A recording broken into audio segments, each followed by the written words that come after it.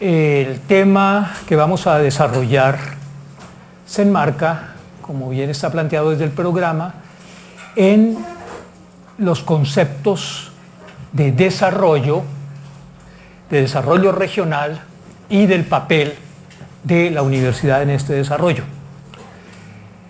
Evidentemente, el tema es muy amplio y en consecuencia tendremos que dejar de lado algunos aspectos que son importantes, pero que pues no alcanzamos a tocar en profundidad. Inclusive algunas de las láminas que están aquí, probablemente vamos a pasarlas rápidamente. Las láminas van a quedar aquí por si alguno de ustedes quiere consultarlas posteriormente.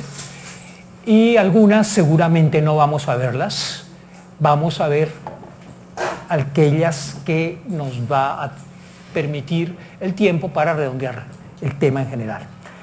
Es un tema que es bastante complejo en el sentido de que tiene muchos elementos que intervienen en él. Por definición, es un tema interdisciplinario y entonces seguramente habrá aspectos que para algunos de ustedes resulten demasiado elementales, conocen amplísimamente, pero que probablemente tengamos que decir porque para otras personas pues no tienen la formación básica previa. Y al revés, entonces puede que haya algunos temas que para esas otras personas sean banales y ya los conocen y los dominan, y para otros pues sean temas un poco nuevos. De todas maneras, es posible que repita cosas que todos ustedes saben. En ese caso, no duden en interrumpirme y decir, mire, esto nos lo han dicho en todos los módulos anteriores y además en mi carrera y además, entonces, por favor no repita. Entonces paramos y seguimos más adelante. Entonces no teman, por favor, interrumpir. Tampoco hay problema de interrumpir si ustedes tienen preguntas, comentarios, objeciones, dudas para debatir o para pedir aclaraciones. También con mucho gusto aquí pueden interrumpir en el momento en que lo consideren oportuno. Entonces vamos a entrar en materia, vamos a trabajar 5 temas básicos. Hoy vamos a trabajar, el programado que tenemos es 2,5 y mañana terminamos con otros 2,5 temas.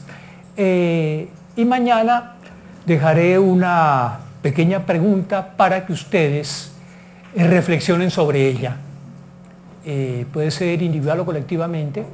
Creo que aquí hay tantos temas sobre los que se puede pensar que valdría la pena dejar unas cuantas cosas abiertas para la reflexión. Los temas que les mencionaba son básicamente los siguientes. Primero vamos a hablar brevemente del concepto de desarrollo. Ustedes lo conocen, pero hay muchas versiones de desarrollo, entonces vamos a tratar de circunscribirnos a aquella en la que nos vamos a basar en todo el módulo o todo el eje temático. En segundo lugar, tenemos que hablar del desarrollo hoy, porque el desarrollo hoy no es igual al desarrollo hace 30 años. Estamos en un mundo que ha cambiado enormemente y que está cambiando permanentemente. Tengo entendido que ustedes ya han tocado aquí de alguna manera el tema de la globalización, pero con el perdón de ustedes también tendré que repetir algunas cosas para entender cuál es el contexto sobre el que hoy se basa el desarrollo. Desarrollo regional en un mundo globalizado.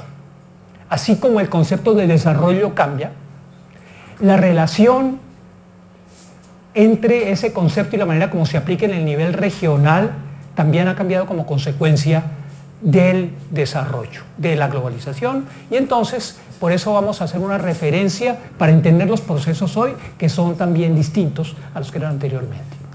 Y luego miraremos algo sobre el concepto de universidad en relación con el desarrollo, y a eso se refieren las 2 últimas partes, terminando con el papel de las instituciones regionales, incluida sobre todo la universidad, en el desarrollo regional y local. Ese es básicamente el esquema. Entonces, también ustedes, si tienen sugerencias sobre esto, eventualmente pueden decir, mire, aquí quisiéramos de pronto tocar otro tema, y particularmente trataríamos mañana de abordar algunas otras cosas. Concepto de desarrollo. El debate actual y desarrollo humano. El debate actual. El debate actual básicamente nos dice que hay dos versiones principales de lo que es desarrollo. Una, que desarrollo es tener más. Es esencialmente lo que se llama desarrollo económico. Es lo que nos dicen las teorías que igualan, que asimilan desarrollo con crecimiento económico. Entonces, si usted crece económicamente, es porque se desarrolló. Entonces, desarrollo es tener más. Entre las muchas manifestaciones de esta idea está la que dice finalmente que el desarrollo es llegar a la sociedad de consumo, en la que usted tiene todo lo necesario para comprar todo lo que quiere. Entonces, esa sería la culminación. Estoy hablando de manera absolutamente simplista, esto es muchísimo más complejo, pero es para dar una idea simplemente. La otra cara del debate es la que nos dice que desarrollo no es tener más, sino desarrollo es ser más. Es perfeccionarnos como seres humanos individuales, porque somos individuos, pero también sociales, porque estamos en relación con otras personas y estamos en relación con la naturaleza. Entonces, desarrollo no es simplemente tener más, es ser más, es también estar mejor. Nosotros aquí nos podemos preguntar en qué perfeccionarnos, y entonces es en todo aquello que constituye el potencial humano. Y ahí hay una discusión muy grande, ¿qué es el potencial humano?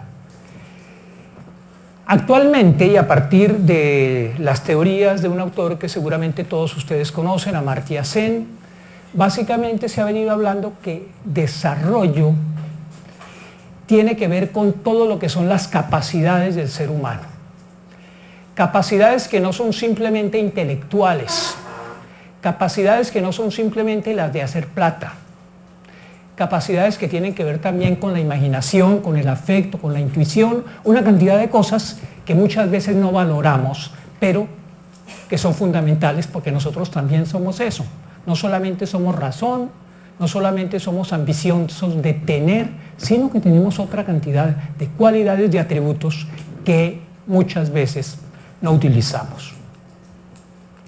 Individuales y sociales, estas últimas pues nos permiten relacionarnos con los demás. Ahora bien,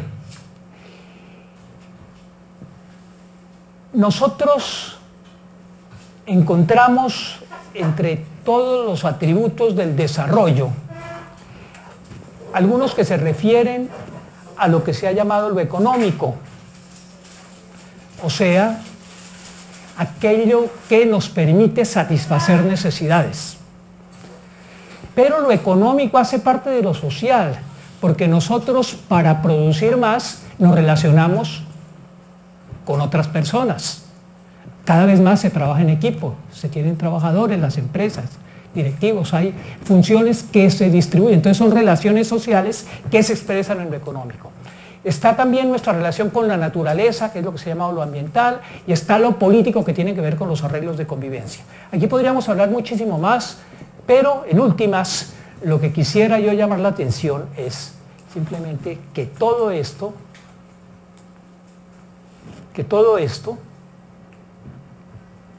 hace parte de lo que serían los procesos de desarrollo en la medida en que vayamos perfeccionando todas estas capacidades, todos estos atributos. Y desde ya podemos comenzar a entender, ustedes obviamente lo saben desde hace mucho, pero insistir en que la universidad es un instrumento esencial para todo esto. La universidad está en todo eso. Entonces, de entrada, tenemos que aceptar que el proceso de desarrollo no puede ser ajeno a las instituciones educativas y entre ellas, evidentemente, a la universidad. Ahora bien, hemos hablado de lo económico de manera un poco simplista, de lo social, y todo esto nos lleva a plantear la idea de que el desarrollo es algo multidimensional, más aún que es algo interdimensional. Decíamos que el debate fundamental hoy es o crecimiento económico o desarrollo humano. Crecimiento económico es una concepción que se ha llamado unidimensional de lo económico. Si yo crezco, me desarrollo.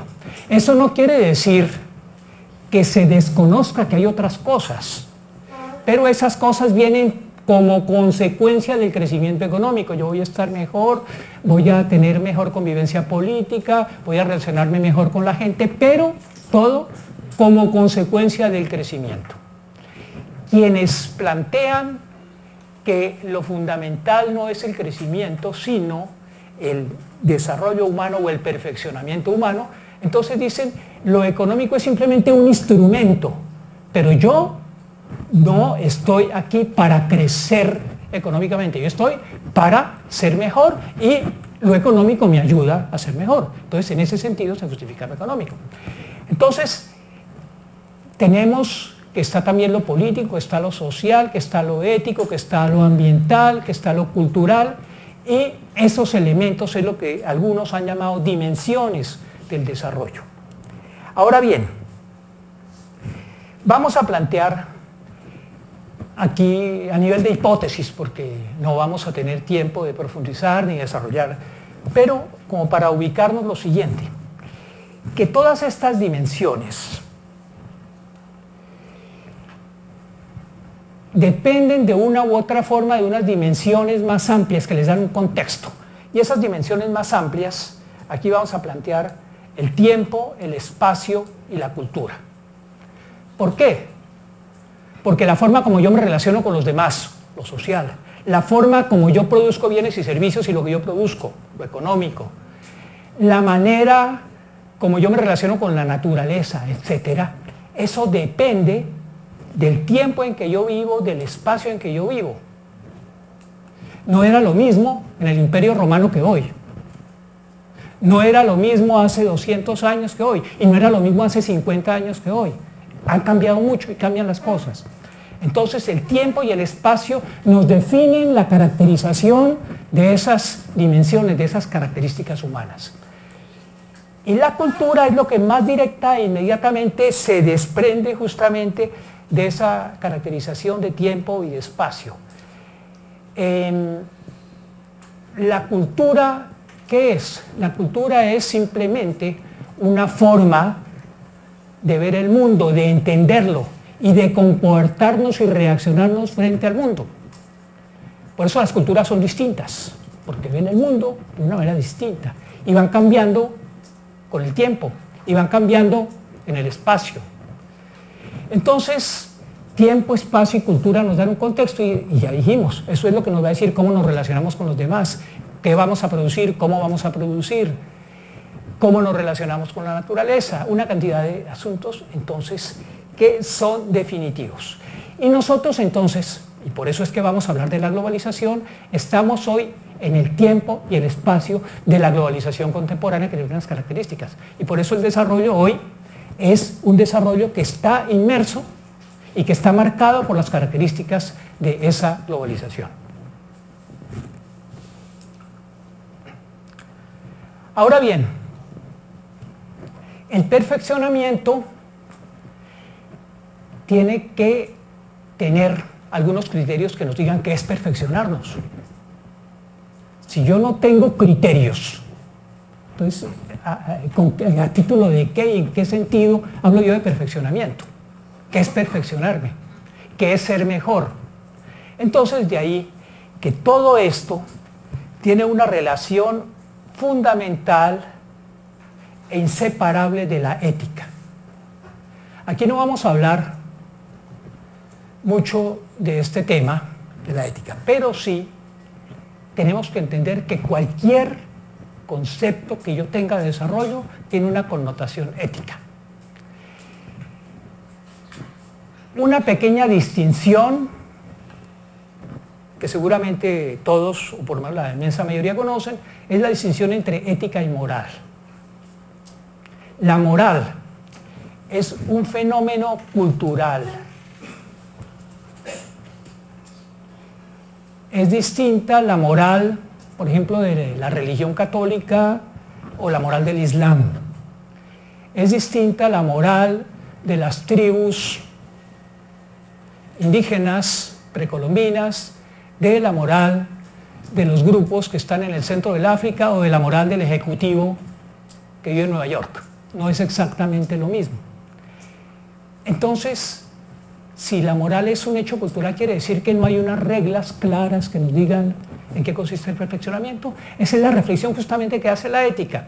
La ética dice, a pesar de las diferencias, hay ciertas cosas, hay ciertos principios, ciertos fines, ciertos valores que son coincidentes. Entonces esa reflexión sobre cuáles son esos valores, esos fines, esos principios en que más o menos todos, las culturas antiguas, contemporáneas, que están en uno o en otro sitio, en una otra parte del mundo, coinciden, esa reflexión es la que le da contenido a la ética. Y entonces esa reflexión sobre la ética finalmente nos va a decir ciertos valores y ciertas cosas que son absolutamente necesarias si queremos avanzar en ese perfeccionamiento. Nos va a decir realmente en qué consisten algunos aspectos fundamentales para perfeccionarnos. El desarrollo humano entonces incluye el crecimiento económico, pero es mucho más que esto, pero hay una interacción entre ambos. Y de acuerdo con esto, el desarrollo humano es en armonía con la naturaleza y es la posibilidad, para dar una definición un poquito más precisa, la posibilidad que cada uno tiene para llegar a ser lo que quisiera ser y para aportar a la sociedad aquello que está en posibilidad de aportar. Es interesante en este sentido, no sé si alguno recuerde cuál es la comparación que hace Amartya Sen, justamente que ya cité, entre dos tipos de sociedad para decir por qué la una es desarrollada y la otra no. Él trae dos ejemplos y los compara. Dice, una persona que nace hoy en el Sahel, probablemente la zona más pobre del mundo, al sur del Sahara, una zona supremamente árida, en donde la gente vive en función del periodo de lluvias, son pastores nómadas. Cuando llueve, la época de lluvias, se desplazan hacia el norte, que es el área más seca, porque ha llovido y hay pastos. A medida que el pasto se va secando, van descendiendo hacia el sur. Y bueno, entonces esas tribus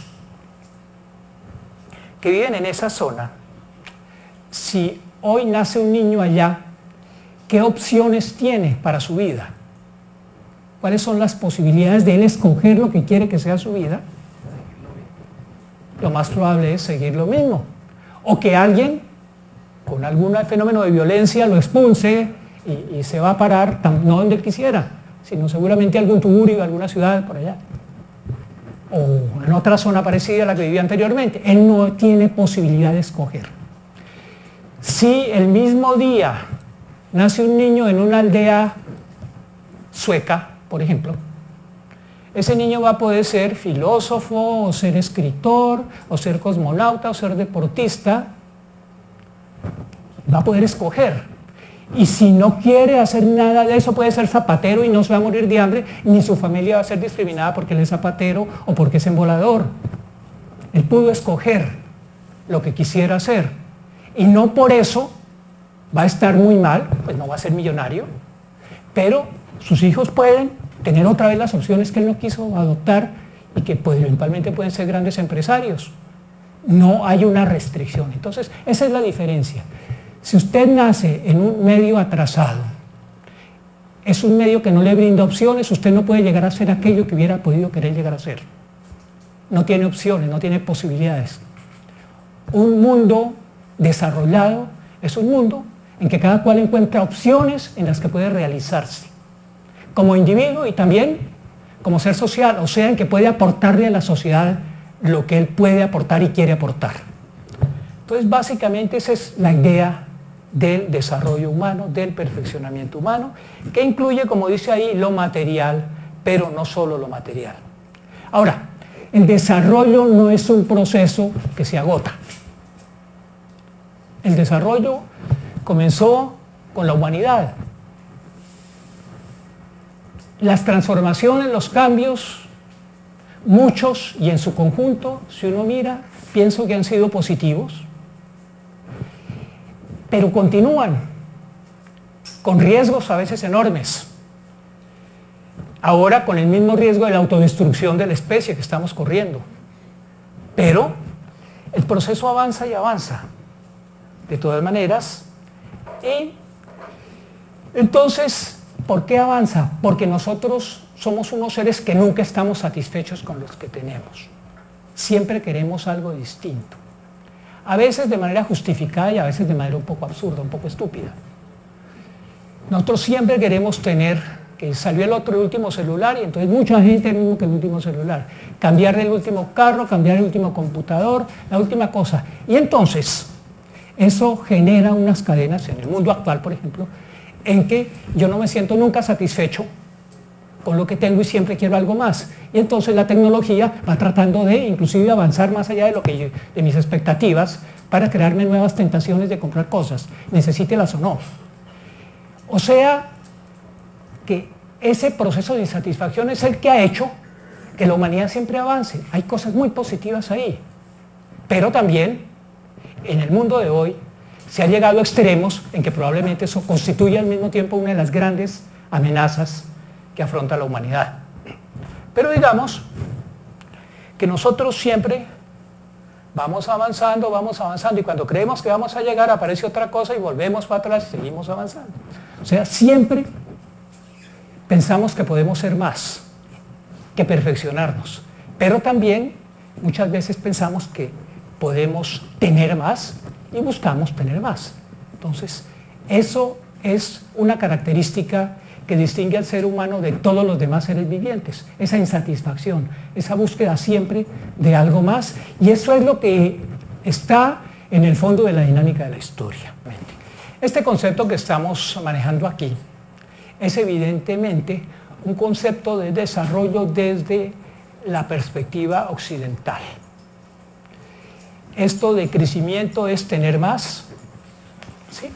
Es un concepto que surge en una coyuntura específica. Estamos en la mitad del siglo XX, que es cuando surge el concepto de desarrollo, en un medio occidental capitalista en proceso de transformación, y entonces eso le da la connotación de tener más, porque el capitalismo lo que busca es producir más, generar más riqueza material, y entonces eso le da una connotación. Y evidentemente entonces hay muchos autores que dicen, bueno, es un concepto, es una interpretación que es válida para los países occidentales en esta coyuntura concreta y que eso no tiene sentido en otras partes del mundo.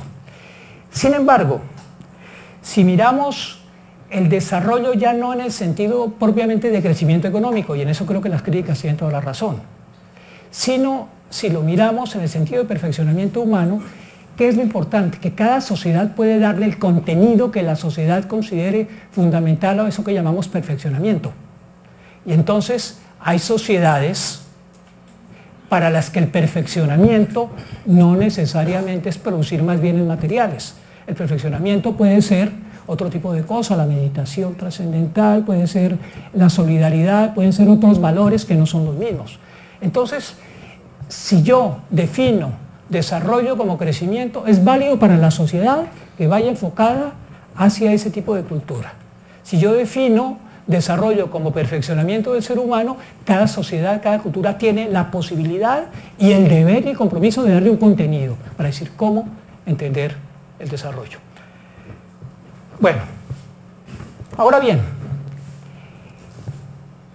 el desarrollo para ser tal debe ser un desarrollo de lo que se ha llamado endógeno, o sea, que surja de la misma gente y de la misma sociedad que se van a desarrollar y no que sea impuesto por otro.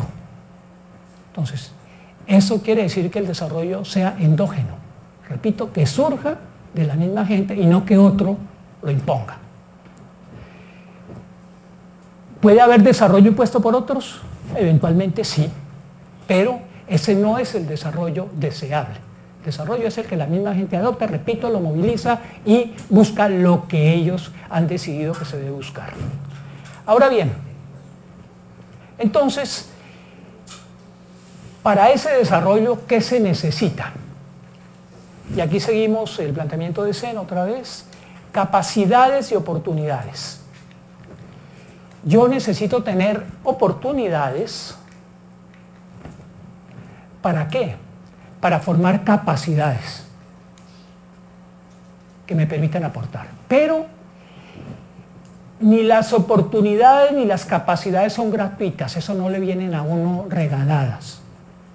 Y si le vienen regaladas, no es realmente un desarrollo.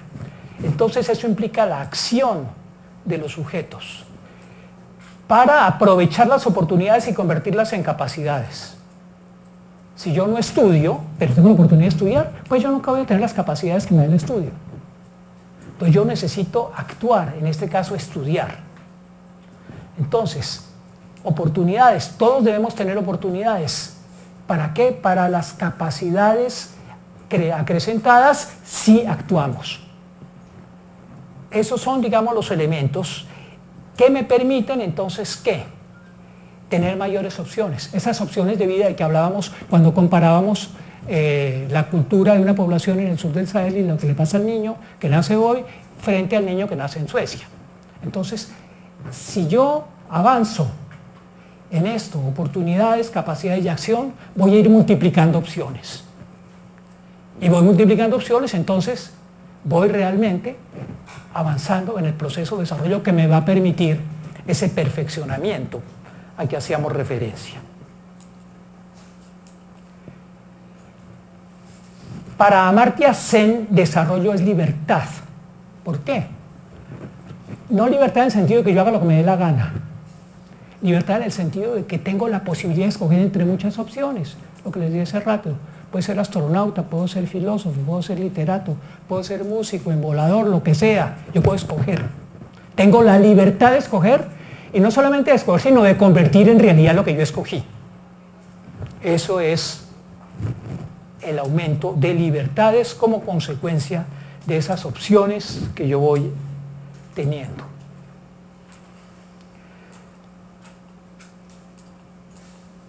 Bueno, entonces, el desarrollo ocurre a lo largo del tiempo. Es un proceso de largo plazo. Por otro lado, el desarrollo ocurre en un determinado lugar. Es un proceso localizado. Entonces son dos características que ya habíamos mencionado y aquí simplemente sistematizo. En tiempo y espacio.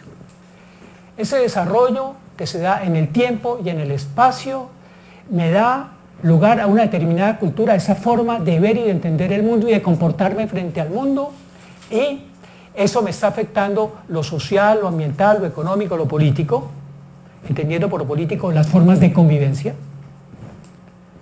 Y finalmente todo eso va dirigido por lo que se ha llamado la dimensión finalista, o sea, la ética. Entonces, esto es como un esquema que sintetiza los elementos básicos que hemos planteado hasta este momento. A ver, el concepto de desarrollismo se acuñó hacia los años 70, más o menos, fines de los 60 y los 70, se empezó a hablar del desarrollismo. Desarrollismo es simplemente la forma de ver el desarrollo como algo idéntico a crecimiento económico. Entonces, uno tiene que avanzar de todas maneras, sea como sea, hacia el crecimiento económico, porque cualquier otro progreso es corolario, es consecuencia del crecimiento económico. Entonces, el término desarrollista se ha utilizado para esa idea de crecimiento a ultranza como aquello que es fundamental dentro de los procesos de transformación y de perfeccionamiento humano. Actualmente se usa más bien poco el término desarrollismo y entonces más bien se habla del crecimiento económico como desarrollo o perfeccionamiento como desarrollo, que es más bien la terminología que hemos utilizado acá. Pero efectivamente durante varios años, 3 décadas básicamente, se utilizó mucho el término desarrollismo. Ahora bien, es algo que está llamando la atención. Como les decía, efectivamente, a propósito de la otra pregunta, pues había culturas, hay culturas todavía, para las que lo material, en términos de producción de bienes y servicios, es secundario. Sin embargo, lo cierto es que la visión capitalista ha venido poco a poco invadiendo a casi todas las culturas. En una o en otra forma ha venido penetrando. Entonces eso explica, por ejemplo, que culturas como la China, bueno, hay muchas culturas chinas y muchas culturas indias, no hay una sola, hay muchas, pero que muchas de esas culturas hayan venido entrando poco a poco y algunas aceleradamente dentro de la lógica capitalista. En este momento uno ya no puede decir que China es un país comunista en sentido estricto. Es un país cuya dinámica económica que conocemos es esencialmente de tipo capitalista, con grandes firmas transnacionales, que tiene todavía un componente comunista importante en la zona rural, pero la dinámica viene introducida ya por un capitalismo, ya eso no podemos decir que es una sociedad esencialmente comunista. Tal vez la mayor parte de la población está en ese medio comunista, pero lo que es la organización institucional hacia la producción es básicamente de tipo capitalista ya. En el caso de la India se han venido corrompiendo esas culturas anteriores, corrompiendo no lo digo en el sentido negativo, pero se han venido desintegrando, han venido perdiendo peso frente a la irrupción del capitalismo. La India es el segundo país después de la China que más rápidamente ha crecido en términos económicos durante los últimos 20 años. Entonces, uno se pregunta, ¿será que tienen razón quienes dicen que finalmente el capitalismo y la democracia representativa y esas formas que se idearon en Occidente son las superiores y que todo el mundo va para allá y las va a adoptar en una u otra forma, tarde o temprano van a llegar allá? Entonces ahí hay un interrogante, que es un interrogante que va más allá porque dice, bueno, supongamos que sí, y sí son las más adecuadas para que uno pueda tener la certeza de que la humanidad va a avanzar hacia un futuro mejor, o más bien que nos permitiría plantear, como dice Edgar Morin, autor muy famoso que seguramente muchos conocen, que dice que no, es que nos subimos en el tren equivocado y toda la humanidad va para el abismo. Entonces ahí está el interrogante. Sí, todo el mundo está subiendo en ese tren, pero el tren está mal dirigido y vamos a llegar a la catástrofe. Entonces ahí está como el interrogante. Más adelante podemos hablar una cosita más al respecto cuando toquemos el tema de la globalización. Bueno, ¿es posible lograr el desarrollo? ¿Es posible impulsarlo? ¿Y en qué forma? Entonces, ya dijimos un poco del concepto de desarrollo, cómo se plantea de manera diferente en distintos sitios, etc. Y la pregunta es, bueno,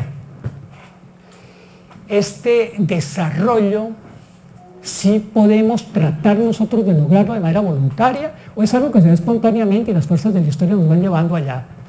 ¿O tenemos que hacer algo, podemos hacerlo para avanzar en un camino de desarrollo? ¿Es posible impulsarlo? ¿En qué formas lo haríamos? Y entonces, pues la respuesta en primer lugar yo diría que es claramente afirmativa. Sí es posible lograr el desarrollo, creo que se ha venido avanzando, repito.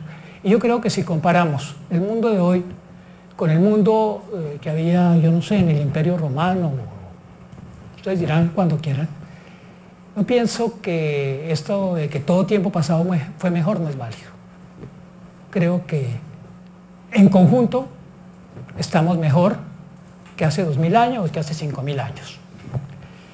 ¿Es posible impulsarlo? Yo creo que sí. El desarrollo no es un proceso espontáneo, es porque la gente tiene esa insatisfacción y se mueve para lograrlo. Entonces ahí está, sí es posible impulsarlo.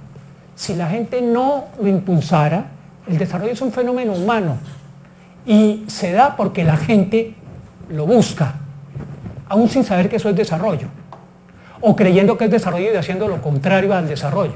Pero en fin, es porque la gente lo busca, luego sí es posible. Y por último, ¿en qué forma? Entonces ahí viene todo el tema de las políticas. Pero uno podría decir que lo fundamental es, en este momento, buscar, ya sabiendo qué es el desarrollo, de qué manera quisiéramos que fueran nuestras comunidades, nuestras localidades, nuestras regiones, nuestra nación, y juntando todos los esfuerzos para lograr que eso se convierta en realidad. Eso, digamos, pues es un enunciado que puede sonar un poco utópico, muy bonito, poco práctico, sin embargo, en la realidad creo que hay experiencias que muestran que no es algo tan utópico y más adelante diremos algo con mayor detalle. Esto último implica dos cosas, políticas y gestión. Políticas son las grandes orientaciones sobre aquello que se quiere lograr y sobre la manera para lograrlo. Las políticas nos trazan el camino para llegar a una meta que también ellos definen, un objetivo final. Y por otro lado, la gestión son las acciones concretas que tenemos que realizar para recorrer ese camino, para convertir en realidad esas políticas. Entonces, si queremos tener éxito en una política de desarrollo, tenemos que hacer bien la política y hacer bien la gestión. Y para esto, entonces, entre muchos otros elementos, hay algo que particularmente hoy en día se ha mostrado como importante, que es la innovación. Se necesita innovar. ¿Por qué se necesita innovar? Porque la innovación es justamente la transformación que nos permite ir avanzando, es el cambio. No hablo de innovaciones solamente tecnológicas en el campo de la producción, eso es muy importante. No, es en la forma de hacer las cosas, inclusive las cosas más elementales de la vida cotidiana. Nosotros vamos cambiando, el ser humano va cambiando y esos cambios son los que introducen esa dinámica a la que hemos hecho referencia varias veces. Entonces, un punto importante es indudablemente el punto de la innovación. Y esto va a tener que ver evidentemente con la universidad. Y creo que ustedes en alguno de los módulos anteriores, de los ejes anteriores, han tocado un poco ese tema de la innovación. Aquí diremos 2 o 3 palabras más. Ahora bien,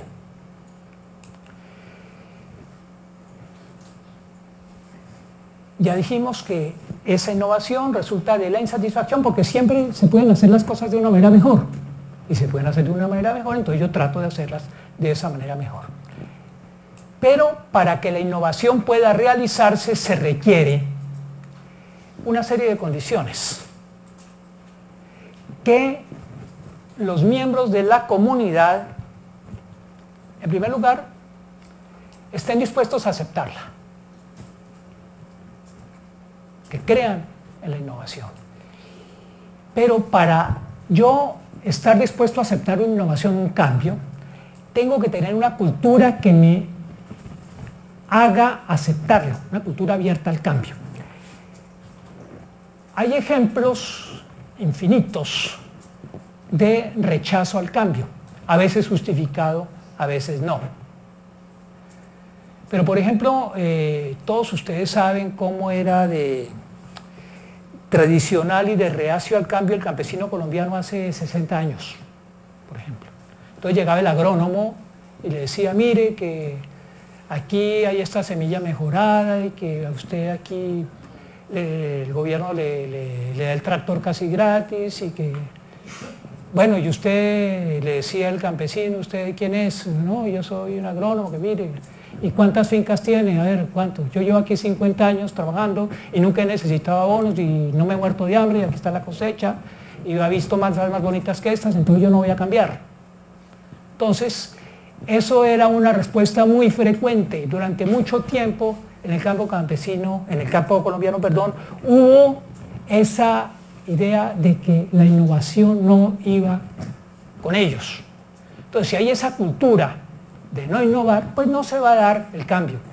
En este momento, eso se ha transformado en muchos sitios de una manera muy grande, a veces como consecuencia de ese proceso de mejoramiento y de insatisfacción que poco a poco se va contagiando, a veces como consecuencia de fenómenos perversos, como por ejemplo el campesino que vive en estado en economía de autosubsistencia y de pronto llega el productor de coca y de hecho lo mete en la globalización, llega el helicóptero y le recoge y le pagan en dólares.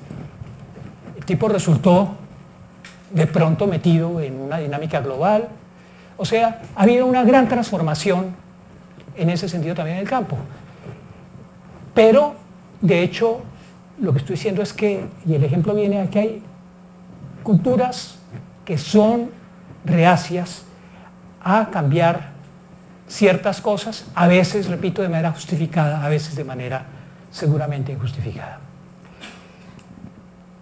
Ahora bien, hay que tener criterios para saber cuáles cambios le convienen y cuáles no a la gente. Y eso es uno de los elementos fundamentales del desarrollo endógeno. Para yo saber si hago o no la innovación, tengo que entender de qué se trata. Y tengo que decir, me gusta o no me gusta, me sirve o no me sirve, la adopto o no la adopto, la transformo o no la transformo, ¿qué hago con ella? Eso es un punto esencial hoy en los procesos de desarrollo local, en los procesos de desarrollo regional.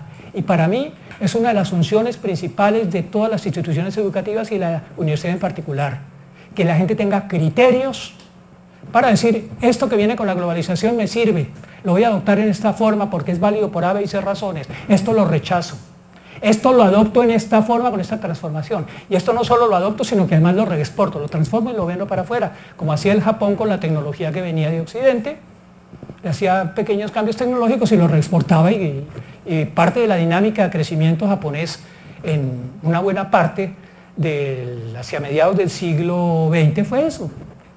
Entonces, en principios de la segunda mitad del siglo XX fue esa transformación y eran capaces de reexportar la tecnología, la transformaban. Entonces, ¿esto me va a servir? ¿No me va a servir? ¿Y cómo? Yo creo que eso es fundamental, tener criterios para saber cuáles cambios me convienen y cuáles no.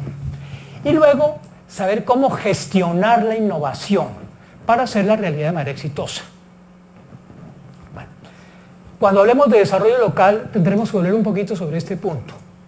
Pero insisto en que, a mi juicio, este es uno de los puntos fundamentales si queremos hablar de desarrollo endógeno, si queremos hablar de crecimiento regional, de desarrollo local y del papel de las instituciones educativas y en particular de la universidad en ese proceso. Bueno, entonces, primer punto, algunos conceptos y algunas aproximaciones a la idea de desarrollo.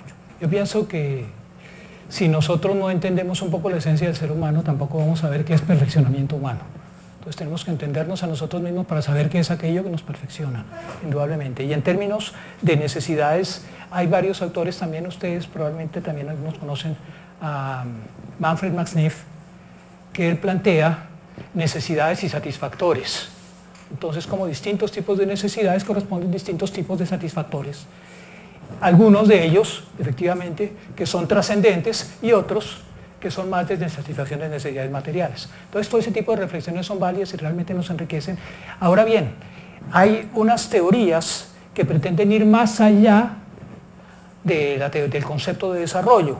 Y entonces, algunas se enmarcan un poco dentro de la teoría de complejidad y tienen que ver con uno de los planteamientos que hacías en este momento.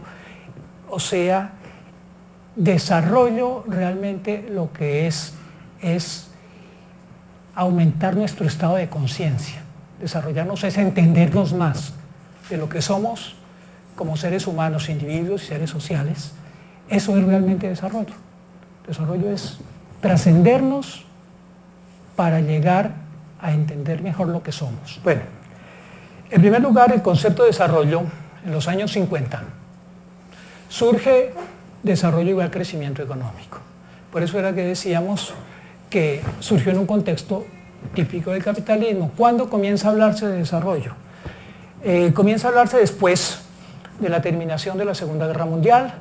Ustedes saben, Europa queda devastada y entonces los Estados Unidos impulsan el llamado Plan Marshall. Plan Marshall, que es el plan de reconstrucción de Europa. Hacen una serie de inversiones gigantescas que, entre otras cosas, son del interés de los Estados Unidos porque los inversionistas son estadounidenses y porque les permite reconstruir un mercado que no existe. Entonces, ¿con quién comerciamos? Y necesitamos que el continente europeo, que anteriormente era nuestro, ¿cómo se dice?, nuestro socio, con quien nosotros intercambiábamos y que nos permitía el crecimiento, pues vuelva a crecer, o si no, pues nosotros vamos aquí a estancarnos. Entonces, hacen una serie de inversiones, repito, muy grandes en Europa, y efectivamente la recuperación de Europa es espectacular. 10 años después de terminada la guerra, Europa está otra vez encaminada en un proceso de crecimiento rápido. Y cuando en mitad del camino comienza a verse esa rapidez con la que Europa se reconstruye y se recupera, entonces vienen algunos y dicen, pero mire, en el África hay un poco de gente que está tan mal como quedó Europa después de la guerra, y en América Latina, y en no sé dónde. ¿Por qué no hacemos lo mismo? Unas especies de planes Marshall, para que si esto que estamos viendo que se está dando en Europa, lo repetimos con recursos en el África, y en Asia, y en América Latina, pues el mundo va a crecer y entonces a desarrollarse. ¿Por qué? Porque crecimiento es desarrollo, la gente, ¿qué es lo que ha pasado en Europa? Que hay inversiones, con eso reconstruyen las plantas, y bueno, entonces vamos a hacer lo mismo en el África, esto. En primer lugar, nunca se hicieron las inversiones gigantescas que se hicieron en Europa y en el resto del mundo. Se hicieron algunas inversioncitas, pero cuando se fue a ver qué pasaba con esas inversioncitas, o inversiones grandes en algunos sitios, eventualmente, no pasaba lo mismo que en Europa. En Europa metían la plata y surgía un poco de chimeneas y de fábricas. Aquí metían la plata y no se veía nada. ¿Qué pasó? Entonces ahí es cuando comienza a hablarse de desarrollo, de subdesarrollo.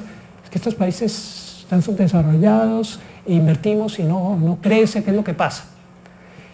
Pero entonces estoy hablando en este momento, a eso me refiero, es para ver el origen del concepto. Concepto es un concepto que surge como crecimiento económico en una coyuntura muy específica, y ese concepto de que desarrollo es crecimiento y que hay que buscar por qué no crecen los países, no es tanto pensando cómo es que la gente está mejor, sino cómo crecen los países, entonces comienza a impregnar básicamente toda la idea de desarrollo durante mucho tiempo.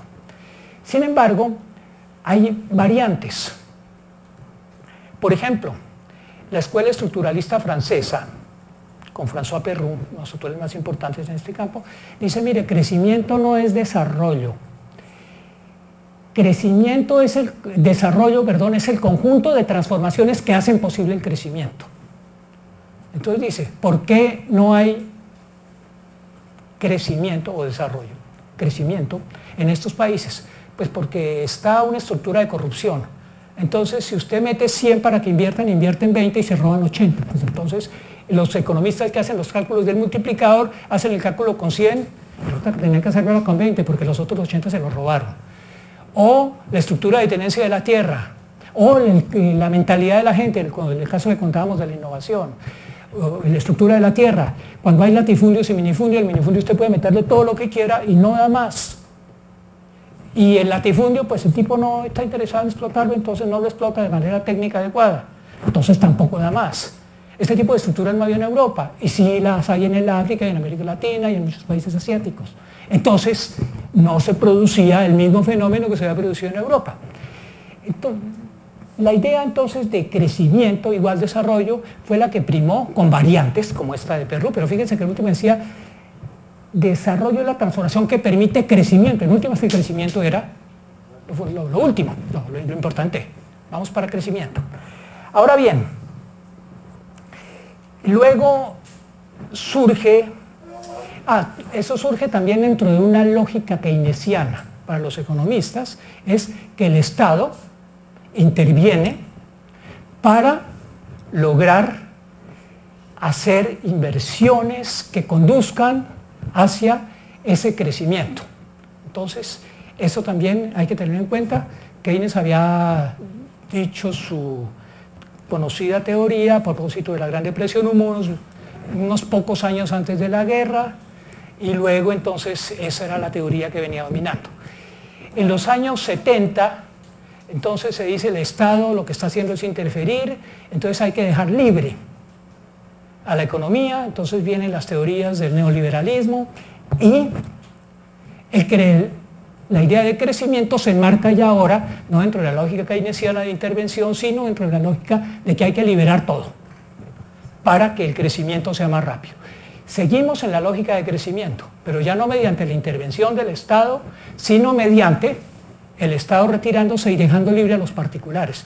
Entonces viene toda la idea de la desregulación, de la liberalización, de la privatización, etcétera, etcétera, que ustedes conocen y a la que vamos a hablar dentro de un momento, sobre la que vamos a hablar de un momento un poquito más en detalle a propósito de la globalización.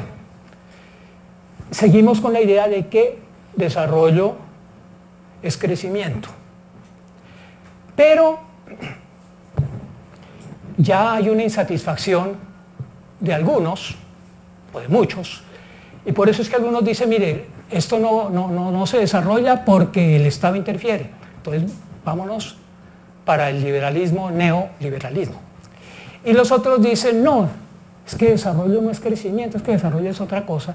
Y entonces comienzan a aparecer varias teorías en que empiezan a rondar alrededor de la idea de lo humano, del perfeccionamiento, del ser mejor, del satisfacer necesidades básicas, etcétera, etcétera. Ahora bien, en este momento, algunos países europeos comienzan a tratar de irse por esa línea. Son países con un enfoque socialdemócrata y particularmente los pioneros son los países escandinavos. Suecia, Noruega, Dinamarca, Finlandia. Entonces, esos países plantean un tipo de capitalismo, sí, pero de capitalismo diferente al del resto de los países europeos y de los países y de los Estados Unidos. Hay una característica interesante en el capitalismo de los países escandinavos. ¿Cuál es? A diferencia de lo que los economistas llamarían la función objetivo de un plan de desarrollo, yo me dirijo como función objetiva a maximizar el crecimiento económico con una serie de restricciones. En estos países la función objetiva es maximizar el empleo. Yo maximizo el empleo con una serie de restricciones, que no crezca menos que tanto. Entonces, ahí se invierte. Y eso ha sido fundamental. Como a mí lo que me interesa es que todo el mundo tenga trabajo, no que se obtenga la máxima producción posible, que puede implicarme sacar gente. No, yo necesito que todo el mundo tenga trabajo y que crezcamos al máximo, pero con todo el mundo empleado. Entonces se pone esa dimensión social por encima del crecimiento económico. Yo creo que esa ha sido un poco la muestra de que hay posibilidades de capitalismos distintos, un cambio de énfasis, al que se da en la mayor parte de los países capitalistas. El modelo escandinavo, que se empieza a dar en los años 60, se consolida, llega a su apogeo por allá por los 80 y luego, en este momento está fuertemente afectado por los embates del neoliberalismo, en la globalización, en fin. Pero todavía se mantiene en buena parte.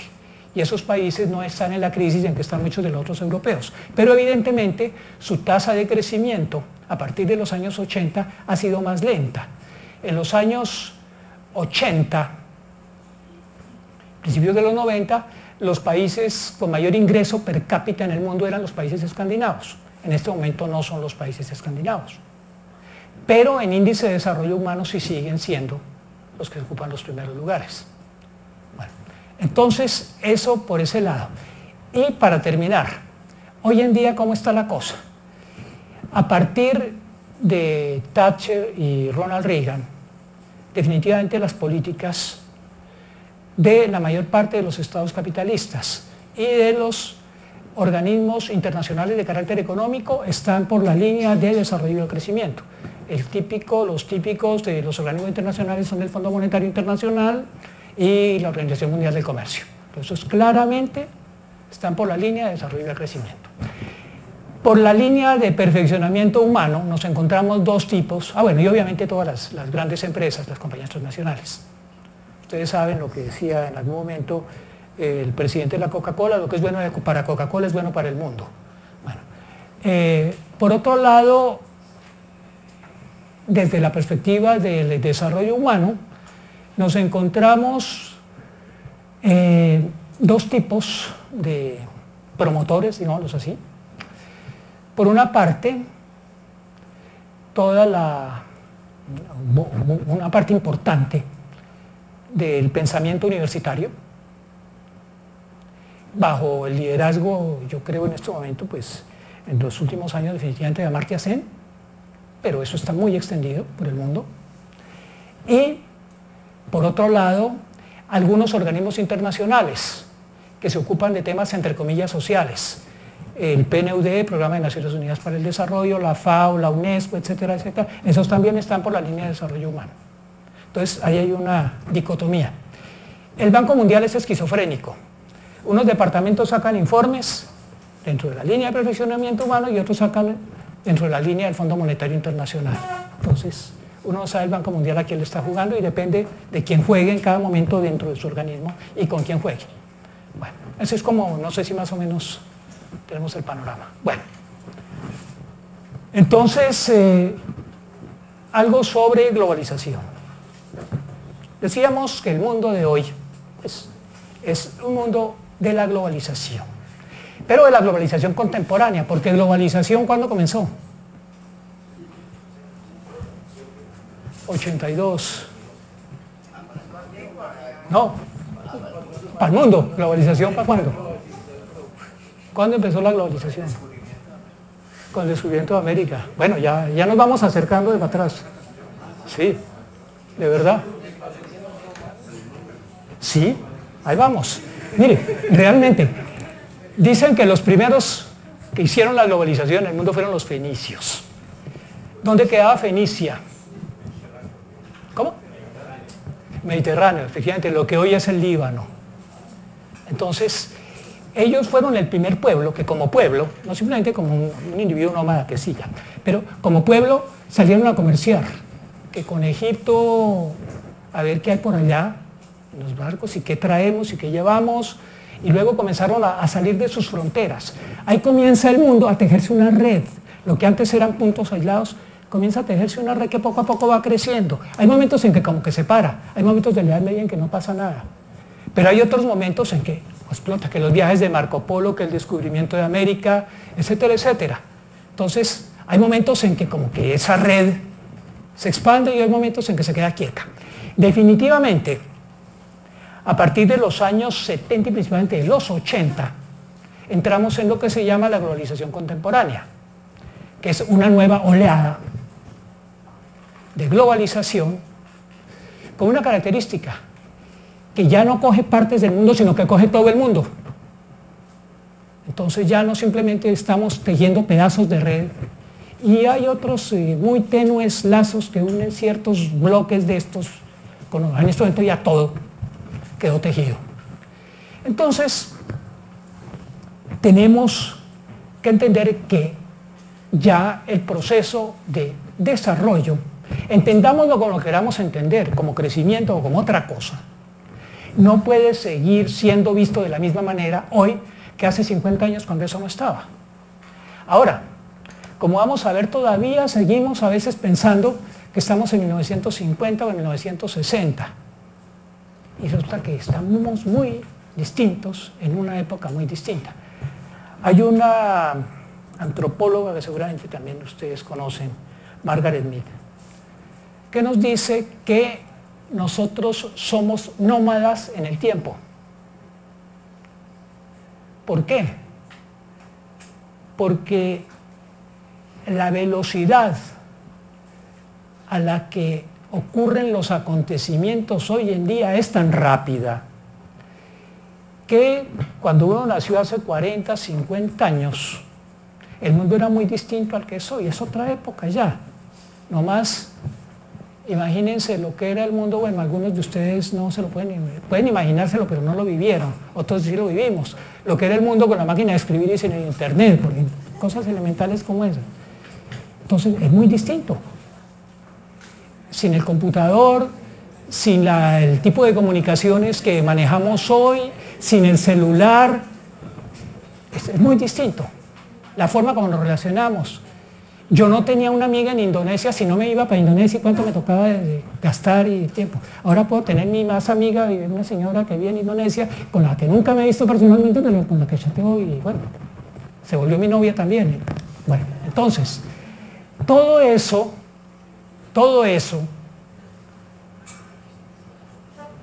ha hecho que el mundo de hoy sea muy distinto del mundo de hace 50 años. Pero a veces seguimos aplicando las mismas recetas y las mismas fórmulas como si el mundo de hoy, como el autor este nos dijo hace 50 años que había que hacer esto, lo vamos a seguir haciendo y ya no funciona. Entonces ahí es donde tenemos que entrar a pensar un poquito en esa nueva realidad. Tiempo y espacio en el desarrollo. Y entonces hay un aspecto que es clave para entender esa nueva realidad, que es lo que podemos llamar el papel de las redes. Entonces tenemos que decir dos palabras sobre las redes. Bueno.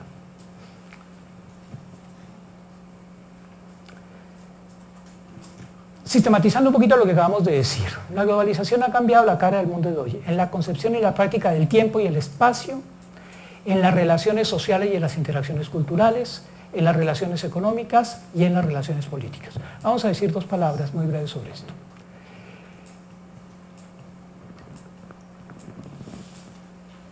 Bueno, esto ya lo hemos dicho básicamente. A ver, aquí hay un primer punto sobre el que yo quisiera hacer énfasis.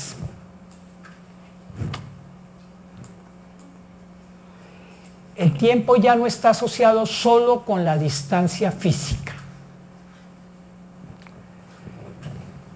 Y tampoco asociado solo con el costo de recorrerla. Anteriormente, uno estaba acostumbrado a decir, este sitio está muy lejos, porque en kilómetros había muchos kilómetros para recorrer. O porque era muy costoso ir de un sitio a otro. Esto cuesta una cantidad de plata. Hoy en día, con la distancia virtual, puede ser más fácil comunicarme con mi amiga en Indonesia que desde Ibagué comunicarme con alguien en el Espinal. ¿Por qué? La distancia se ha disuelto de alguna manera. Eso quiere decir, como dicen algunos, que la geografía se acabó. No, pero ahora funciona de manera distinta. Ahora funciona de manera distinta. Entonces, hay que comenzar a trabajar, por ejemplo, en términos de tiempos y espacios virtuales. Yo no puedo decir que lo que ocurre en Ibagué depende solamente de lo que ocurre en los municipios vecinos y de pronto en Neiva y de pronto en Bogotá, ¿no? De pronto lo que ocurre en Ibagué depende de una decisión que se tomó en París o en Bangkok. Y el impacto no es que llegue dentro de 10 años o 50 años, sino que llega ya. La decisión se tomó y mañana ya está aquí Ibagué teniendo el impacto de la decisión que tomaron en Bangkok. Entonces, tenemos que comenzar a pensar en eso. Tenemos que comenzar a pensar que ya no podemos hacer nuestro plan de desarrollo de Ibagué solamente pensando en los municipios vecinos y en la carretera que va a ir de este municipio al otro. Tenemos que pensar dónde puede haber los intereses que me van a golpear aquí, en Ibagué, o a quién puedo yo afectar con lo que yo decido acá. Ese tipo de razonamiento hay que comenzar a hacerlo ya.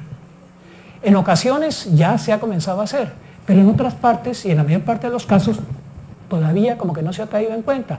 Y si ustedes miran la mayor parte, por ejemplo, de los planes de desarrollo colombianos, van a encontrar que seguimos en la misma cosa, inclusive para ciudades grandes y más grandes que Ibagué, inclusive uno encuentra como si estuviéramos en el mundo cuando no existía la comunicación por internet, ni este tipo de firmas transnacionales, ni este tipo de cosas que vemos ahora, y seguimos trabajando exactamente, pensando el plan de desarrollo solamente en el parque, en la carretera que viene con el municipio vecino, en el puente de tal cosa. Yo no digo que eso no haya que pensarlo, hay que pensarlo, claro, pero eso es un componente, y es un componente que hay que articularlo con este tipo de redes, y ya vamos aquí ya a comenzar a hablar de redes, de carácter global, de carácter nacional, de carácter regional, que cada vez funcionan más y de manera discontinua sobre el territorio.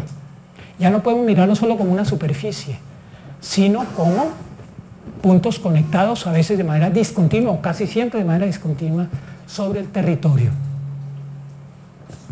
Bueno. Entonces,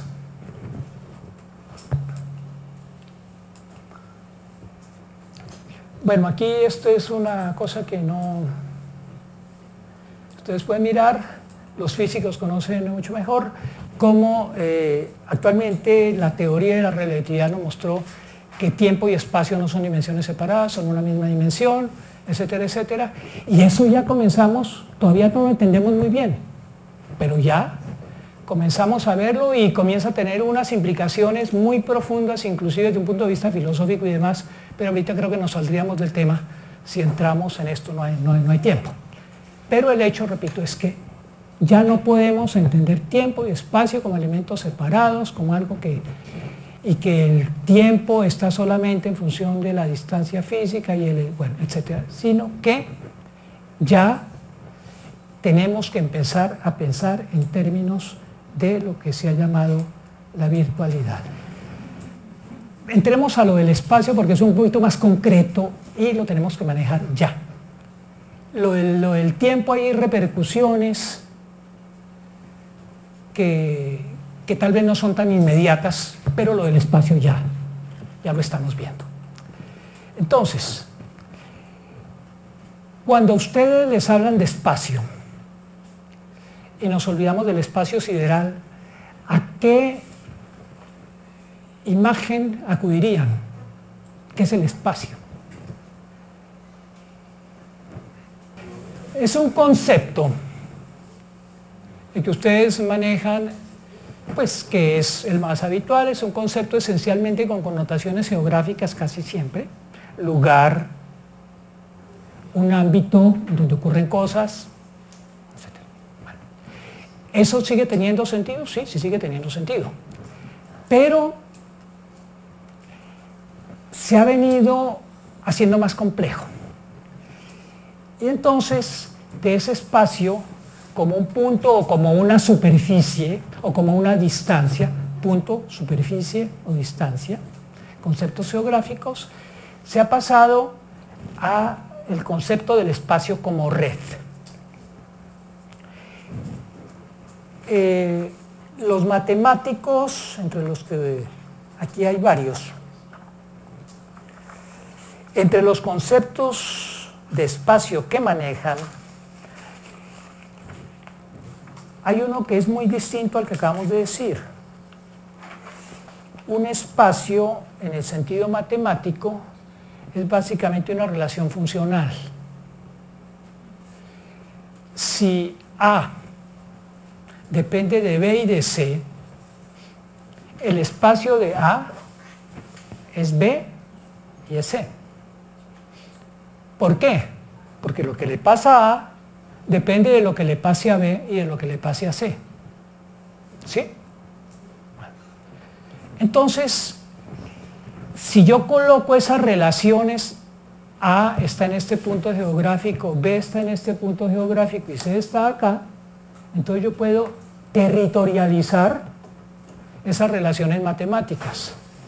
Y entonces ya estamos ubicándonos en el concepto de las redes espaciales, que es fundamental para entender los procesos de desarrollo hoy en día, y no solamente para entenderlos, sino para dirigir los procesos de desarrollo, los procesos de crecimiento hoy en día. Entonces, se ha pasado del espacio como un ámbito continuo al espacio como red, espacio matemático o espacio social, y por otro lado el espacio como territorio, al espacio como lugar, pero ya no en el sentido de lugar geográfico que alguno de ustedes dijo hace un momento, no recuerdo cuál de ustedes, espacio como lugar, sino entendido el lugar como un conjunto de relaciones sociales, o podríamos decir económicas, políticas, ubicadas de manera continua o discontinua sobre un territorio. Bueno, yo creo que esto lo entenderemos más dentro de un momento, cuando avancemos un poquito más en la explicación. Algunas representaciones del espacio. El espacio geográfico es un territorio, una superficie, una distancia, y se representa en un mapa convencional. Departamento del Tolima. Entonces, ese es un espacio geográfico. O también un territorio, si prefieren. El espacio matemático, ya dijimos, conjunto de relaciones entre variables. Se representa en una ecuación de tipo funcional. A función de X, Y y Z. O sea que lo que le pasa a lo que le pasa a A depende de lo que pase a X, a Y y a Z. Espacio humano. Este es un concepto que plantearon los autores franceses, Perroux, a quien ya cité, y otra serie de académicos que trabajaron con él. Y entonces expresa la localización geográfica de las relaciones individuales o sociales. Por ejemplo, yo tengo relaciones con personas que están en Finlandia, Kenia y Nueva Zelanda. Entonces, mi espacio de relaciones afectivas, por ejemplo, es ese. Finlandia, Kenia, Nueva Zelanda. Si son relaciones de negocios, entonces mi espacio de relaciones de negocios es eso. Y fíjense ustedes que yo puedo tener distintos espacios míos, unos de tipo afectivo, otros de tipo político, otros de tipo económico, de negocios, de lo que sea. Entonces, yo puedo ser parte de redes, eso es una red, porque yo soy, o lo que se llama en el lenguaje de la red es un nodo, alguien que recibe impulsos y alguien que emite impulsos, y que le llegan a otra persona que están unos en Finlandia, otros en Kenia y otros en Nueva Zelanda. Entonces yo los transmito, y a su vez ellos me transmiten impulsos a mí. Y yo puedo ser parte de muchas redes. Sigue siendo un nodo, pero recibo, según la red a la que pertenezca, recibo impulsos de distinta naturaleza, emito impulsos de distinta naturaleza. Pero fíjense que la cosa se me va haciendo entonces cada vez más compleja. Yo no me he dado cuenta que yo soy nodo como en 10, 15 redes, yo no sé en cuántas. Y tengo contactos con gentes que o están al lado mío o que de pronto están lejísimos y con las que yo mantengo algún tipo de interacciones. Bueno, esto va a ser muy importante para entender lo que viene en términos de procesos de desarrollo para lo local y para lo regional. Es absolutamente esencial. Bueno, entonces, hay distintos tipos de relaciones, ya lo dijimos. Y esto lo puedo expresar así, con esta pequeña figurita. Yo soy, supongamos, A, y tengo relaciones con B, con C, con D, y a su vez A conmigo mismo, ¿no? Pero este que está acá tiene relaciones con todos estos que están acá. Bueno, entonces ahí tenemos una primera aproximación, un primer pequeño esquema de redes. Por ejemplo, seguimos con el departamento del Tolima, pero entonces ya no mirando solamente el mapa, sino mirando las relaciones que ese departamento tiene, por ejemplo, con el exterior. ¿Qué relaciones son las nuestras como departamento? ¿Con qué países? En términos de exportaciones, de importaciones, de comunicaciones para efecto de tecnología, en términos de influencias culturales, todo lo que nos llega por la televisión, por ejemplo, por internet, en términos, bueno, de tantas cosas. Entonces, otras áreas distantes geográficamente que tienen fuertes vínculos, o áreas limítrofes, porque también, el Huila, por ejemplo. O sea, que aquí ya comenzamos a entender que no somos, al ser el departamento del Tolima, simplemente el mapa de un territorio aislado, sino que somos el centro de un conjunto de relaciones, unas muy próximas, Huila, otras muy distantes, probablemente, y que tenemos que entender si queremos realmente entender cuál va a ser el proceso de crecimiento, el proceso de desarrollo de nuestro departamento.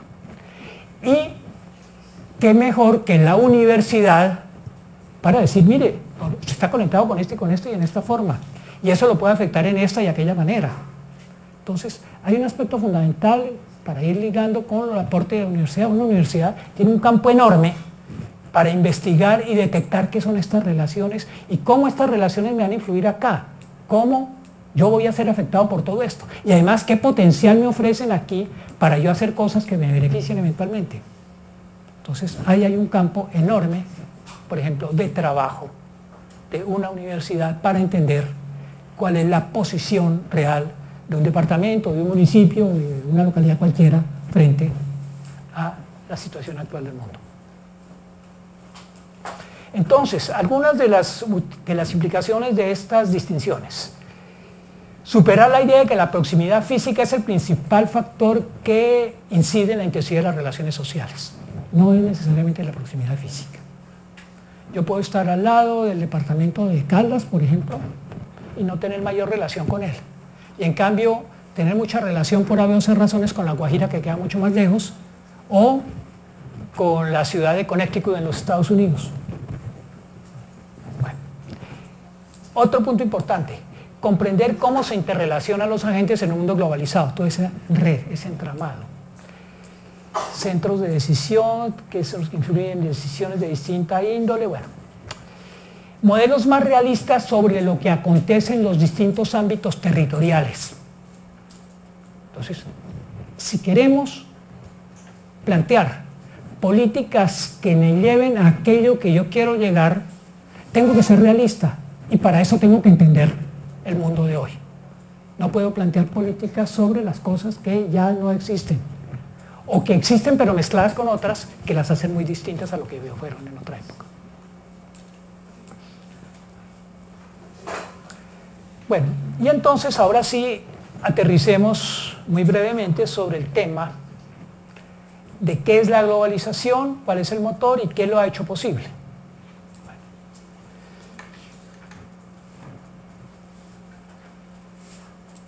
Algunas de estas cosas ya los dijimos, no nos vamos a demorar. Es un proceso mundial de expansión de procesos sociales. Perdón.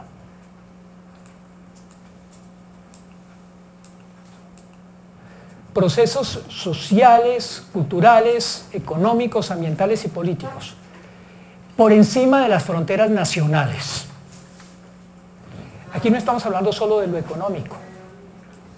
Estamos hablando de lo social, estamos hablando de lo cultural, de lo político. Por encima de las fronteras nacionales, que tiende a hacer del mundo una unidad. El hecho de hablar de unidad no quiere decir homogeneidad. El hecho de hablar de unidad no quiere decir armonía, pero sí unidad. Internamente puede haber todo tipo de conflictos que desgarren esa unidad, pero la unidad está. Es la expresión dominante de la dimensión espaciotemporal contemporánea. ¿Cuál creen ustedes que ha sido el determinante, el factor que ha constituido el motor de la globalización contemporánea, o sea, de la que vivimos de los años 70, 80 para acá? ¿Cuál ha sido el detonante, ese factor que lo ha movido? Es la pregunta 1. Y de una vez la pregunta 2. ¿Qué es lo que ha facilitado, lo que ha hecho posible que ese factor determinante funcione como funciona hoy? Porque si ha habido globalizaciones en otra época, pues podríamos tener ahorita otra época de globalización, pero con características muy distintas a las que estamos viviendo. Entonces, ¿por qué estamos viviendo una globalización con las características que le vemos hoy? ¿Qué dirían ustedes? ¿Cuál es el factor que ha determinado que la globalización hoy sea como sea? ¿Y cuál es el medio que ha hecho posible que esa globalización se dé? ¿Ese sería el determinante o el medio? El medio. Bueno. ¿Y el factor? El desarrollo, las necesidades. Estamos cerca, la comunicación. Pero ese está muy más ligado al medio como factor. ¿Cómo dices, perdona? Crecimiento del capitalismo, sí, expresado en relaciones comerciales movidas por mercados en que tienen interés las grandes firmas transnacionales, básicamente. Bueno, entonces, podríamos llegar a la conclusión siguiente. El motor ha sido justamente ese interés de las grandes firmas transnacionales de ampliar sus mercados. Eso lo han venido tratando de hacer desde hace tiempos, mediante importaciones y exportaciones, luego mediante inversiones nacionales en otros países, estableciendo plantas, fábricas, sucursales. Pero eso iba desde hace mucho tiempo, pero a un ritmo mucho más lento. Pero el motor está ahí. Ellos están impulsando ese tipo de expansión de mercados. Los mercados nacionales se quedaron chiquitos. Y entonces están buscando nuevos mercados para aumentar lo que es el propósito del capitalismo, las ganancias. Ahora bien, lo que hizo posible que ese motor pudiera expresarse como lo estamos viendo hoy fue justamente la expansión de las nuevas tecnologías de la información y la comunicación, las llamadas TIC, y particularmente el Internet. El Internet, como ustedes saben, surge como un instrumento que era para la comunicación de las fuerzas militares de los Estados Unidos, una comunicación interna, y algunas firmas lo conocen y encuentran el potencial gigantesco que eso tiene, lo sacan de ahí e invierten sumas gigantescas para convertirlo en lo que soy. Y lo aprovechan y efectivamente con eso logran romper fronteras. Entonces ya no necesito yo poner mi sucursal en Singapur, sino que yo puedo desde Bogotá controlar si la secretaria de mi sucursal en Singapur llegó a las 8 de la mañana o llegó tarde a la hora de allá. Entonces, todo eso ya me transformó por completo, por ejemplo, los sistemas de gestión. Ese tipo de tecnologías, así como la tecnología no solamente de las TIC, sino también la tecnología del cambio de la producción. Anteriormente, ¿cómo funcionaba el sistema de producción de lo que se llama el sistema fordista? ¿Cómo era eso? ¿Qué era eso de las cadenas de producción? ¿Ustedes recuerdan cómo funcionaba? Exacto, personas especializadas, unas plantas gigantescas, 30, 40 mil trabajadores, entonces cada cual especializado en una pequeñísima actividad en cadena, pues hablaba de cadenas de producción. Entonces la señora aquí le pasaba la tuerca al señor que tenía aquí el tornillo, el señor veía si casaban, se lo pasaba al siguiente que le hacía algo y así pasaba la cadena. Ahora no hay necesidad de eso. Yo puedo producir la tuerca en Singapur, el tornillo en La Paz, y en México miro por un computador si el tornillo que se produjo allá y la tuerca que se produjo allá casan o no casan, y luego entonces exportenlos y los ensamblo en México. Entonces, ¿cómo? Por ejemplo. Bueno, entonces, pero fíjense que eso también tiene unos cambios importantísimos desde el punto de vista de la localización y de las posibilidades que se le ofrecen a las distintas localidades. ¿Por qué? Usted antes necesitaba esas plantas gigantescas cuando eran grandes firmas para producir esas cadenas gigantescas, desde que comenzaba el material hasta las materias primas más elementales hasta que salía el vehículo armado, por ejemplo. Ahora no. Usted puede, antes tenía una planta de 40 mil trabajadores, ahora puede tener 40 plantas de 1000 trabajadores o 1000 plantas de 40 trabajadores distribuidas en 1000 ciudades, 1000 localidades distintas. Anteriormente necesitaba una sola ciudad para meter todo, ahora puede meterla y distribuirla en 40 ciudades o en 1000 ciudades. No, claro, las puedes controlar, claro. Entonces, fíjense, por ejemplo, lo que eso abre en términos de posibilidades de industrialización, para decir cualquier cosa. Anteriormente, si yo no tenía unas infraestructuras gigantescas, no podía montar una planta. Ahora puedo de pronto atraerme pequeñas plantas. Mucho más fácil. Ahora, ¿eso quiere decir que ya me desarrollé porque llegaron más plantas? No necesariamente, porque yo puedo no tener ningún control. Para nada, el control está por fuera. Pero desde el punto de vista de la localización física, hay más posibilidades que antes. Entonces, fíjense que ahí hay cambios importantísimos. Por eso digo, el sistema de producción ya no es el mismo. Manuel Castells dice que el capitalismo desde hoy es completamente distinto al capitalismo de hace 50 años. Completamente distinto. Bueno, entonces, determinante y facilitador. Las necesidades de expansión capitalista, como ustedes también lo dijeron algunos de ustedes, la revolución informática que genera cambios en los sistemas de organización de la producción.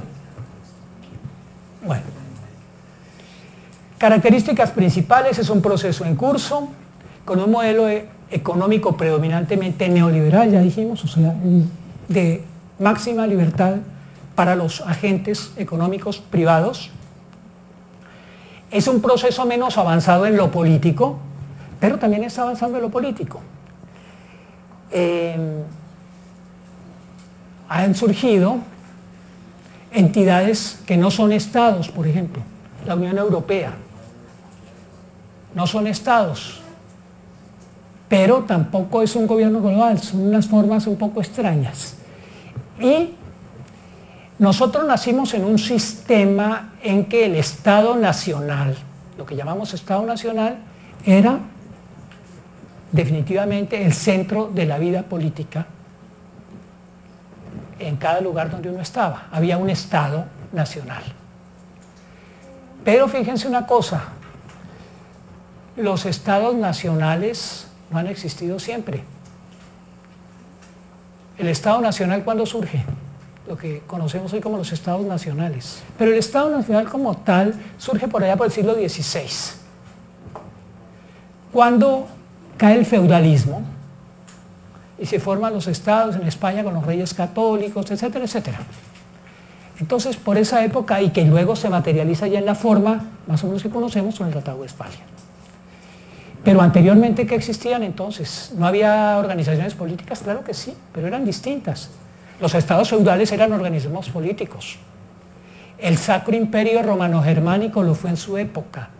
El Imperio Romano, las clanes en la antigüedad, la ciudad-estado en Grecia, todos esos eran formas de organización política. Entonces, ¿por qué vamos a pensar que los estados nacionales, como los conocemos hoy, van a seguir siendo los mismos? Pueden cambiar la forma de organización política. Y hay muchos autores que están diciendo que el futuro político de la organización mundial es muy distinto al que conocemos. Digamos que hay como tres versiones hoy. La versión que dice que vamos para un Estado único, el Estado cosmopolita, un gobierno mundial. Por ejemplo, Ulrich Beck dice que vamos para allá. Otros nos dicen que vamos para una cosa muy distinta, lo que algunos han llamado un nuevo feudalismo, una cantidad de ciudades-estados. ¿Y eso por qué? Pero qué absurdo. Puede que no sea tan absurdo. ¿Quiénes son los nodos de la red? ¿Dónde están los nodos de la red?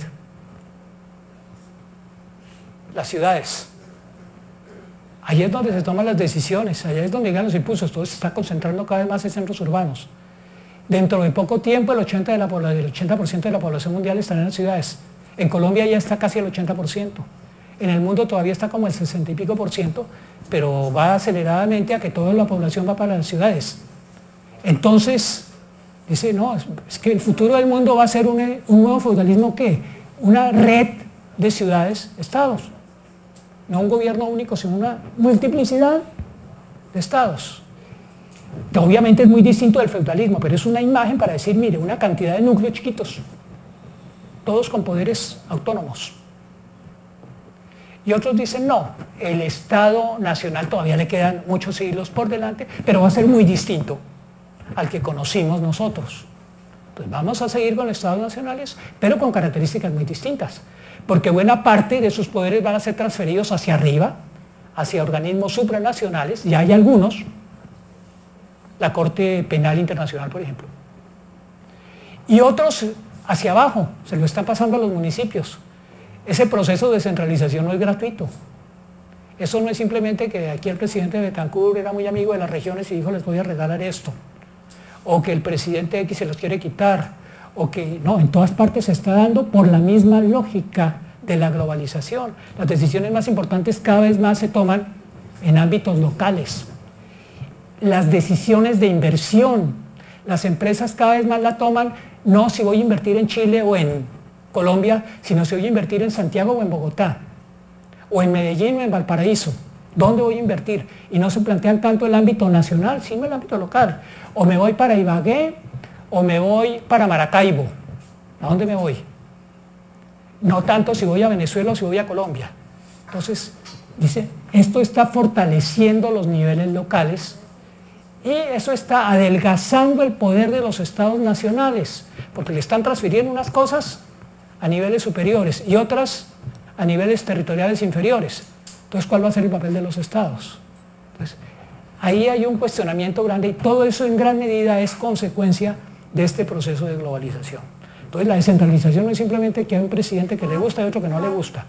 Puede que hay unos que echen un poquito de pie atrás, 2 pasitos para adelante y un pasito para atrás y tal, pero la tendencia mundial es descentralizar, y no solamente en Colombia, sino en todo el mundo.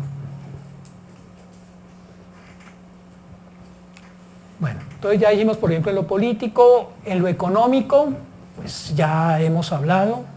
En lo sociocultural, simplemente recordemos toda la influencia de los medios de comunicación de distinta índole que nos llega, la influencia por todos los medios.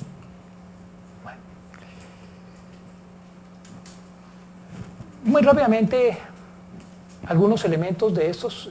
En lo económico, desregulación, flexibilización de los mercados, progresiva integración de mercados financieros internacionales. Fíjense lo que está ocurriendo con las crisis mundiales recurrentes. Esa articulación hace que ya, que tiene que ver la economía de Grecia con la economía mundial. Grecia es un país chiquito. En este momento, la crisis griega está contagiando un poco a todo el mundo. ¿Por qué? Porque todo está unido. Anteriormente a Grecia le pasaba, nadie ni sabía ni le importaba. En este momento todo el mundo está preocupado que si Grecia se quiebra, ¿qué le pasa al mundo? O si España se quiebra, ¿qué le pasa al mundo? No es qué le pasa a los españoles, ¿qué le pasa al mundo? Bueno. Nueva división internacional del trabajo.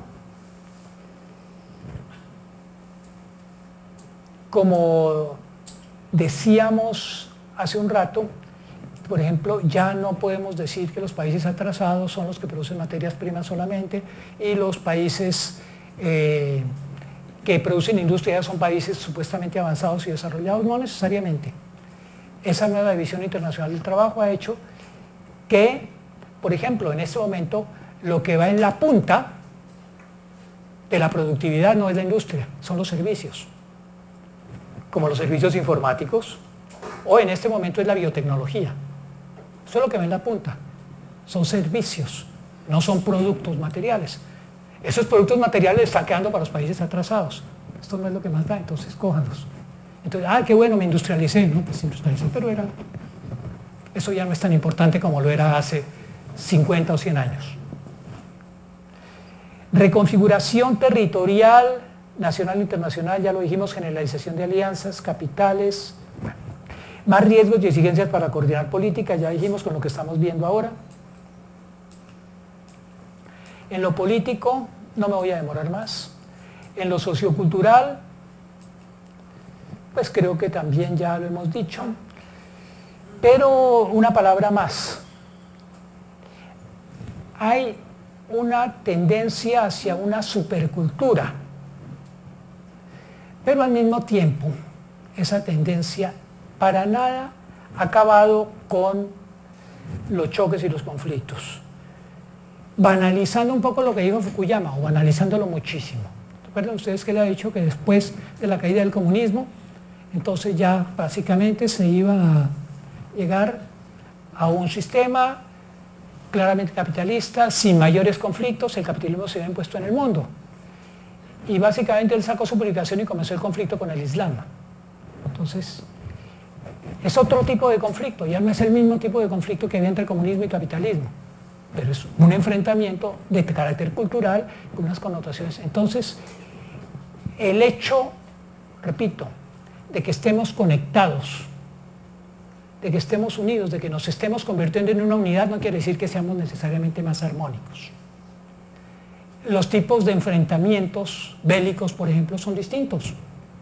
Ahora surgió la forma terrorista a escala global.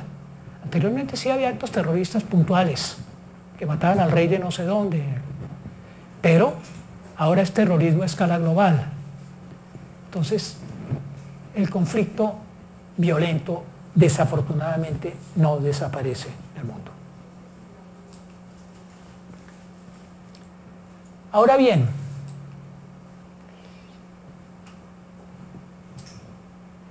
frente a la globalización, aquí no tenemos tiempo para mostrar lo que la globalización ha dado en términos, digamos, de desigualdades, de tensiones a escala global, pero todos ustedes saben los altísimos grados de concentración de la riqueza, los altísimos grados de riesgo a que está llevando la contaminación ambiental a todos los niveles, etcétera, etcétera. Entonces, uno se pregunta frente a esto, ¿qué hacer? Básicamente, y simplificando, llegando directamente a lo que dice Stiglitz, otro autor muy conocido que todos ustedes conocen, él nos dice lo siguiente: la globalización no funciona, pero no es factible ni deseable abandonarla. ¿Ustedes estarían de acuerdo con eso?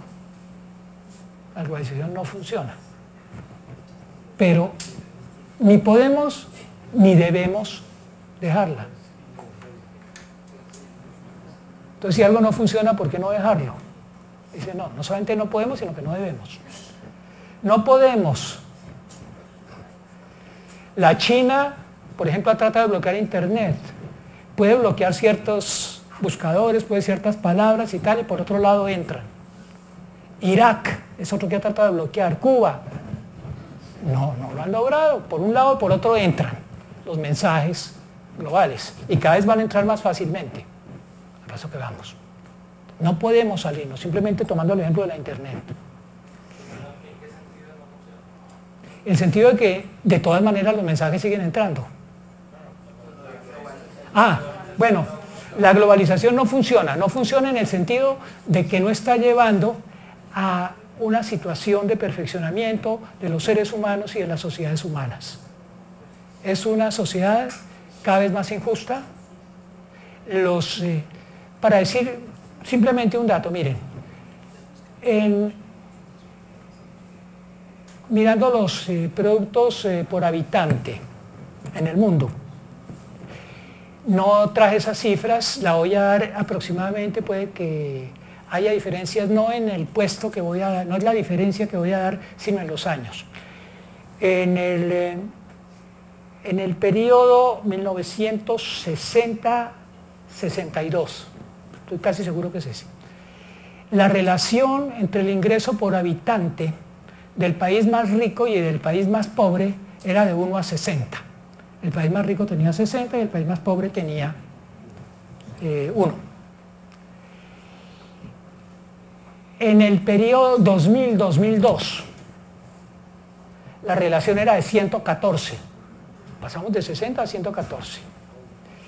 En los últimos datos, la relación llega casi a 180. O sea, la brecha se ha venido ampliando cada vez más. Esa brecha no solamente es entre ingresos per cápita de los distintos países, sino en el interior de cada país, las brechas entre los más ricos y los más pobres también se han venido ampliando, por ejemplo. Entonces, eso no es un sistema que funcione bien en términos de desarrollo, simplemente con ese dato. En términos de los riesgos ambientales, por ejemplo, pues todos sabemos lo que está ocurriendo con la capa de ozono, menos aparentemente algunos personajes muy importantes, ellos sí no saben, que dicen que eso no está ocurriendo. De pronto ellos son los que tienen razón, pero aparentemente todo el resto del mundo dice que lo que está ocurriendo es que estamos poniendo en gravísimo riesgo la supervivencia del planeta. Con la basura atómica, por ejemplo, eso ha sido menos divulgado. ¿Qué está pasando con todos los desechos de las plantas atómicas? Los estamos tirando al mar. Además, los estamos negociando, que se los tiramos a las costas de los estados más pobres, casi todos en el África. Entonces yo le doy $1.000 millones y usted me deja tirar aquí toda la basura. El presidente de un país donde hay una hambruna, dice que sí, o bien para resolverle la crisis, o bien para robársela, y entonces le tiran la basura. Ese es material todavía radioactivo, eso no es material que se haya apagado. Un buen día puede haber una reacción en cadena, no sabemos qué va a pasar algún día con todo ese material radioactivo que estamos tirando al fondo del océano. Un buen día de pronto explota todo. No hay investigaciones que me digan que no va a ocurrir, tampoco hay investigaciones que me digan que sí va a ocurrir. Pues los tiramos ahí esperando a ver qué pasa. El crecimiento de desechos industriales. Al principio les decía que cada vez que sale un nuevo celular, un nuevo computador, yo tiro el anterior y cojo esto. Estamos acumulando basura de manera impresionante. El fenómeno de la obsolescencia. Eso es el dinamismo económico, eso genera empleo, eso genera progreso, nos abre horizontes, sí. Pero por otro lado, ¿qué más se está generando de la parte negativa? Entonces, ¿y qué estamos haciendo con eso? No estamos sabiendo, estamos contaminando, acabando de destruir todas las fuentes de agua, etcétera, etcétera. Eso es lo que estamos haciendo con eso. Entonces, la globalización no funciona. Eso es lo que me dice Stiglitz, no funciona. Pero no podemos salirnos. Si no ha podido la China, pues menos va a poder Irak o va a poder Cuba. Pero entonces, ¿por qué no es deseable? Pues porque las posibilidades que nos ofrece son gigantescas. Entonces, ¿qué hacer? Si nos ofrece ese gigantesco riesgo que estamos creciendo hoy en día. Pero por otro lado, no deberíamos decir que nos salimos y aunque quisiéramos, no podemos. Entonces, ¿qué hacer? Entonces, ahí es un poco el gran dilema. ¿Cuál es el problema? Dice Stiglitz. Hay una absoluta ausencia de democracia. Supuestamente en el mundo los estados nacionales habían aumentado sus niveles de democracia. Supuestamente había más intervención de la gente en las decisiones, supuestamente había más control hacia los gobernantes. En fin, supuestamente la democracia representativa se iba perfeccionando y supuestamente con los elementos de democracia participativa se iba enriqueciendo. Pero aparece la globalización y las grandes decisiones, ¿dónde se toman? Pronto hay un grupo que apareció, el G8. ¿Quiénes son el G8?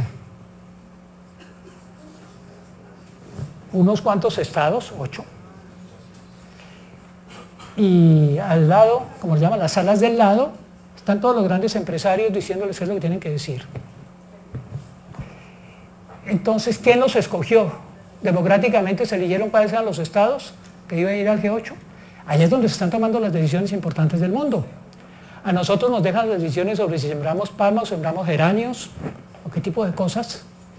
Puede que haya elementos de democracia local que hayan mejorado, pero las grandes decisiones que influyen sobre la vida de toda la gente en el mundo y que están poniendo en riesgo la subsistencia de la humanidad, se toman por grupos que nadie eligió democráticamente. Entonces, ¿dónde está la democracia nueva? Ideologización a favor de los poderosos. Pues las decisiones las toman los...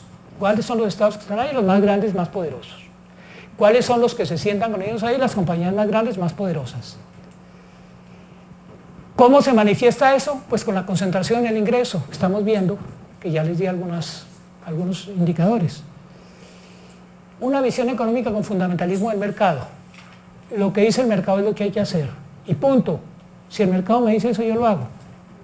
No más, criterio único. Entonces, dice Stiglitz, el problema de la globalización es su gestión. Entonces, hay que cambiar ese tipo de gestión. Hay que democratizar la globalización.